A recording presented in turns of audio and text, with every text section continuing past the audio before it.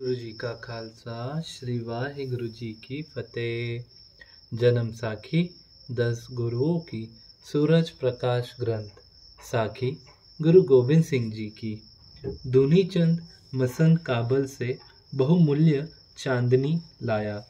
काबल में गुरु के घर का एक दूनी चंद नाम एक मसंद रहता था। वह गुरु घर की दसवंत की धनराशि इकट्ठा करके एक बड़ी सुंदर पशामीने की चांदनी बनवाकर गुरु जी के लिए लेकर अनंतपुर हाजिर हुआ। गुरु जी और सिख संगत इनको देखकर बहुत प्रसन्न हुई। धन गुरु गोबिंद सिंह जी महाराज। आसमान के राजा की ओर से प्रसादी हाथी भेंट। आसमान के राजे राम गए के घर जो लड़का श्री गुरु तेग बहादुर जी के वरदान से हुआ था, उसने जवान होकर जब अपनी माता से मालूम किया कि वह गुरु जी के वरदान करके ही पैदा हुआ थे, तब वह अपनी माता सहित कुछ बहुत कीमती अतिथि भेंट लेकर गुरु जी के दर्शन करने आया। एक प्रसादी हाथी जिसका कद छोटा था, माथे में रोटी जितना सफेद निशान, सूंड की नोक से लेकर पीठ के ऊपर की नोक तक सफेद लकीर, अधिकांश शरीर का रंग काला था। यह हाथी बहुत अभ्यसिक था, जैसे कि गुरु जी के चरण धोने व सिर के ऊपर चोर करना आदि। दूसरा, एक पंच कला शक्त जिसमें से कला दबाने से कटार, तमाचा, तलचार और नेजा 5 शस्त्र भारी भारी निकल आते थे।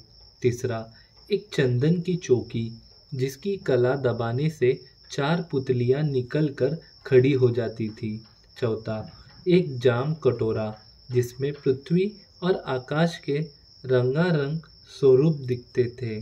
पांचवा, मोतियों की एक माला, 5 बहुमूल्य घोड़े, सजा सामान सहित जड़ाऊ, कंगन और बहुमूल्य वस्त्र। राजे की इन अद्वितीय चीजों की भेंट को देखकर गुरुजी बहुत खुश हुए और उसे राज्य की खुशी बख्शी। धन श्री गुरु गोबिंद सिंह जी महाराज। दूसरा विवाह। 1741 की वैसाखी के मेले पर संगत गुरुजी के दर्शन को आई तो लाहौर निवासी कुमरा क्षत्रिय धूनीचंद ने अपनी सुपुत्री सुंदर का विवाह 7 वैसाखी को गुरुजी के साथ कर दिया। इस माता जी की कोख से 23 मार्च 1743 को साहिबजादा अजीत सिंह जी पौटे साहिब पैदा हुए। धन श्री गुरु गोबिंद सिंह जी महाराज। गुरु जी ने रंजीत नगारा बजाना और राजा भीमचंद का ईर्ष्या करना। सदगुरु जी ने जो रंजीत नगारा बनवाया था, उसको बजाकर गुरु जी शिकार चढ़ते थे और उसकी दूर दूर तक गूंज पड़ती सुनकर राजा भीमचंद, जिसकी रियासत बिलासपुर थी और गुरुजी अपने बनाए हुए नगर अनंतपुर में रहते थे, राजा भीमचंद गुरुजी से बहुत ईर्ष्या करता था। उसको डर था कि अपनी पूरी तैयारी करके गुरुजी मुझ पर हमला करके मेरी रियासत ही न छीन ले। उसने गुरुजी को 2-4 बार इनकार भी किया और 1-2 बार झड़पें भी ली, परंतु गुरुजी ने न किसी से डरते थे और न किसी को नाजायज डराना धमकाना ही चाहते थे। इस कारण गुरुजी निर्भय होकर नगारा बजाकर शिकार चढ़ते और भांति भांति के सैनिक खेल अपने जवानों से देखते। धन श्री गुरु गोबिंद सिंह जी महाराज। दूसरी बात भीमचंद के विरोध की यह थी कि वह गुरुजी से बहुमूल्य चांदनी तथा प्रसादी हाथी, घोड़े अथवा किसी बहाने लेने चाहता था, परंतु गुरुजी ने उसकी खोटी नीयत को समझकर यह चीजें देने से इनकार कर दी। बात ऐसी हुई कि राजा भीमचंद ने अपने वजीर को गुरुजी के पास भेजा कि मेरे लड़के की सगाई है, इसलिए आप अपना प्रसादी हाथी और चांदनी कुछ दिनों के लिए दे दो। सगाई का काम करके यह दोनों चीजें वापस भेज दी जाएगी। परंतु गुरुजी ने उसके दिल के कोटेपन को जानकर कहा कि यह चीजें हम हमारे एक श्रद्धालु सिख ने प्रेम से दी थी और प्रार्थना की थी कि इनको अपने पास ही रखना, और किसी प्रेमी की मनोच्छा होती है तो ऐसा ही किया जाता है।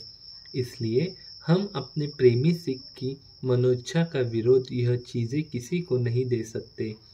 वकील वजीर ने जब यह बात भीमचंद को जाकर बताई तो उसने बड़े क्रोध के साथ गुरुजी को चिट्ठी में लिखा कि अगर आपने अपना हाथी और चांदनी नहीं भेजनी तो मेरे राज्य में से निकल जाओ।